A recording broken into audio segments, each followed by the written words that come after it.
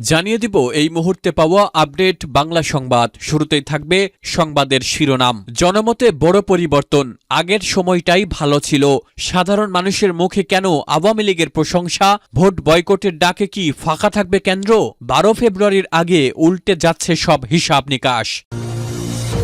এরপরে জানিয়ে দিব প্রকাশ্যে যুদ্ধে বিএনপি জামায়াত, আসন ভাগাভাগি নিয়ে লন্ডভন্ড জোটের রাজনীতি।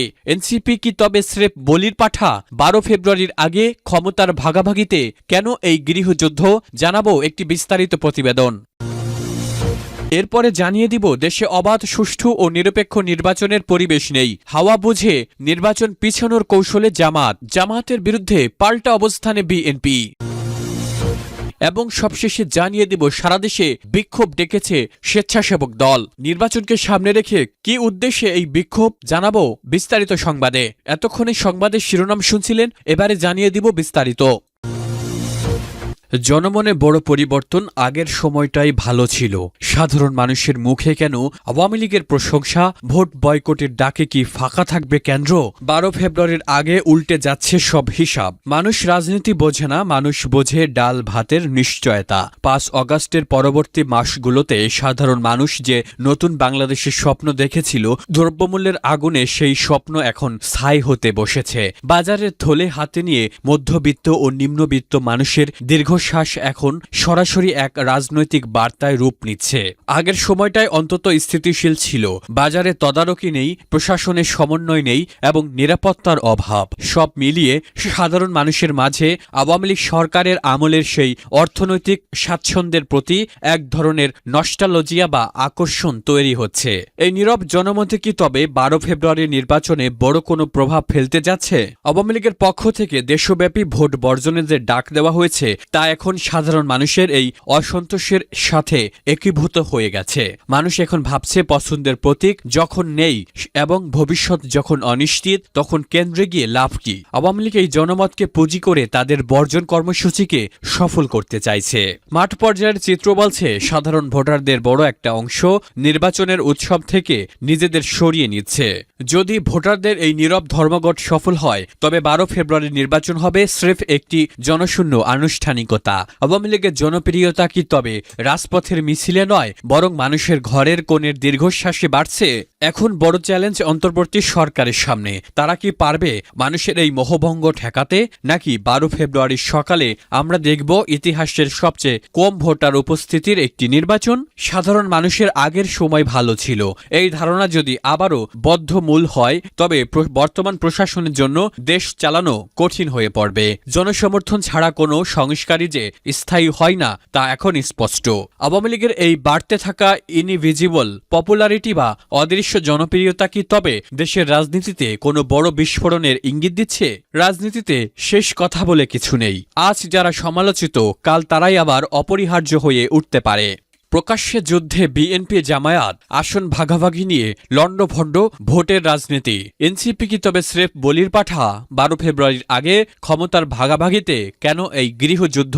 রাজনীতির স্বার্থের সংঘাত যখন আদর্শকে ছাপিয়ে যায়, তখন পুরনো বন্ধুত্ব বিশ্বে পরিণত হতে সময় লাগে না। 5 অগাস্টের পর বিএনপি এবং জামায়াত যে ভাই ভাই সম্পর্ক দেখিয়েছিল, 12 ফেব্রুয়ারির নির্বাচন সামনে আসতেই সেই সম্পর্কে বড় ফাটল ধরেছে।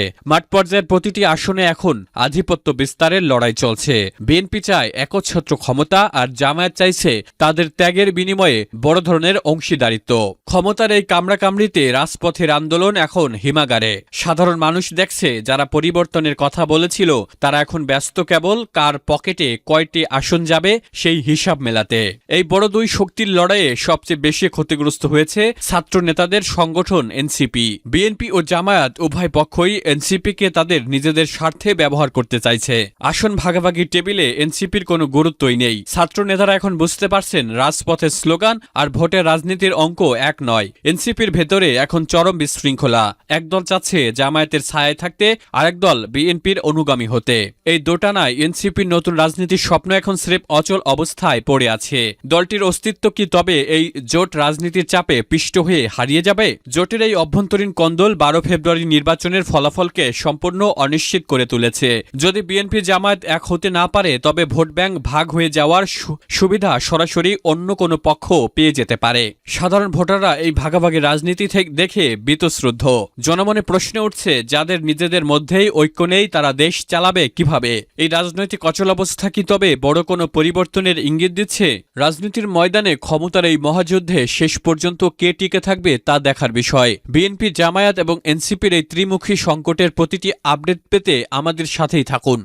দেশে অবাধ, সুষ্ঠু ও নিরপেক্ষ নির্বাচনের পরিবেশ নেই। হাওয়া বুঝে নির্বাচন পিছানোর কৌশল জামাতের। সংসদীয় নির্বাচন চায় না জামায়াত, তাই নির্বাচন ভণ্ডুল করতেই বাংলাদেশে হিংসাত্মক আন্দোলন চালাচ্ছে ওই গোষ্ঠী। বিশ্লেষকদের একাংশের এই মতেই সিলমোহর পড়তে চলেছে। সোমবার জামাত গোষ্ঠী জানিয়েছে, দেশে অবাধ ও সুষ্ঠু নিরপেক্ষ নির্বাচনের পরিবেশ নেই। দলের শীর্ষ নেতা শফিকুর রহমানের নেতৃত্বে কেন্দ্রীয় কার্যনির্বাহী পরিষদের বৈঠকে এই উদ্বেগ প্রকাশ করা হয়েছে। সোজা ভাষায়, নির্বাচনে পিছতে ইউনূস সরকার এবং দেশের নির্বাচন কমিশনের উপর চাপ সৃষ্টি করল জামাত শিবির। সোমবার একটি প্রেস বিজ্ঞপ্তিতে প্রকাশ করেছে জামাত। সেখানে দেশের আইন শৃঙ্খলা পরিস্থিতি নিয়ে উদ্বেগ প্রকাশ করার পাশাপাশি দলদাস, সরকারি কর্মকর্তা, প্রশাসনের নিরপেক্ষতা ইত্যাদি বিষয়ে প্রশ্ন তোলা হয়েছে। বিস্তারিত বিবৃতিতে বলা হয়েছে, দেশে অবাধ, সুষ্ঠু ও নিরপেক্ষ নির্বাচনের পরিবেশ এখনো সৃষ্টি হয়নি। প্রশাসনের মধ্যে কিছু কিছু সরকারি কর্মকর্তা একটি বিশেষ দলের পক্ষে কাজ করছে বলে বিভিন্ন স্থান থেকে অভিযোগ আসছে। এ অবস্থায় অবাধ, নিরপেক্ষ ও সুষ্ঠু নির্বাচনের জন্য প্রশাসনের নিরপেক্ষতা শতভাগ নিশ্চিত ও আইন শৃঙ্খলা পরিস্থিতির আশানুরূপ উন্নতির বিষয়ে কঠোর পদক্ষেপ গ্রহণের জন্য নির্বাচন কমিশন ও সরকারের প্রতি জোর দাবি জানানো হয়েছে। শেখ হাসিনা দেশ ছাড়ায় এবং আওয়ামী লীগ নিষিদ্ধ হওয়ায় বাংলাদেশে এখন স্পষ্টত দুপক্ষ। একদিকে বিএনপি, বিপরীতে জামাত, বৈষম্য বিরোধী ছাত্র রাজনৈতিক দল এনসিপি এবং আরও কয়েকটি ইসলামপন্থী গোষ্ঠী। আওয়ামী লীগের চোখে মুক্তিযুদ্ধ বিরোধী শক্তি হিসাবে চিহ্নিত জামাতের সঙ্গে মোহাম্মদ ইউনূসের নেতৃত্বাধীন বাংলাদেশ অন্তর্বর্তী সরকারের ঘনিষ্ঠতা সকলের জানা। 12 ফেব্রুয়ারি জাতীয় সংসদ নির্বাচন ঘোষণা করেন সেই ইউনূস। এরপরই কখনো ওসমান হাদির মৃত্যু ঘিরে, কখনো অন্য কারণে ঢাকাসহ গোটা দেশে হিংসা ছড়ানোর অভিযোগ উঠেছে কট্টরপন্থীদের বিরুদ্ধে। সমান্তরালভাবে চলছে সংখ্যালঘু নির্যাতনও। এমনই অভিযোগ ভারতসহ আওয়ামী সমর্থকদের। এর মধ্যে দেশে ফিরেছেন বিএনপির ভারপ্রাপ্ত চেয়ারম্যান তারেক রহমান। তার সমর্থনে পথে নামে লক্ষ লক্ষ মানুষ। পরে খালেদা জিয়ার মৃত্যুতে বিএনপির দিকে আমজনতার সমর্থন আরও বেড়েছে বলেই মনে করছেন বিশ্লেষকরা। এই অবস্থার আঁচ পেয়েই আগেভাগে প্রশাসনের একাংশের বিরুদ্ধে পক্ষপাত দুষ্টতার অভিযোগ তুলছে জামাত নেতৃত্ব। সারা দেশে বিক্ষোভ ডেকেছে স্বেচ্ছাসেবক দল। রাজধানীতে স্বেচ্ছাসেবক দলের সাবেক সদস্য সচিব আজিজুর রহমান মুসাব্বিরকে গুলি করে হত্যার ঘটনায় জড়িতদের দ্রুত গ্রেপ্তারের দাবিতে বিক্ষোভ কর্মসূচি ঘোষণা করেছে স্বেচ্ছাসেবক দল। আগামী শনিবার ঢাকাসহ সারা দেশে এই কর্মসূচি পালন করা হবে। বৃহস্পতিবার রাজধানীর নয়াপল্টনে বিএনপির কেন্দ্রীয় কার্যালয়ের সামনে মুসাব্বিরের জানাজা নামাজের আগে এ কর্মসূচির ঘোষণা দেওয়া হয়। তেজগাঁও থানার ভারপ্রাপ্ত কর্মকর্তা কেশূন্য মার্মা জানান, স্বেচ্ছাসেবক দল নেতা মুসাব্বিরকে গুলি করে হত্যার ঘটনায় একটি মামলা দায়ের করা হয়েছে। মামলায় অজ্ঞাত পরিচয় আসামিদের উল্লেখ করা হয়েছে। নিহতদের স্ত্রী বাদী হয়ে তেজগাঁও থানায় মামলাটি করেন। এতে নাম না জানা 3 থেকে 4 জনকে আসামি করা হয়েছে।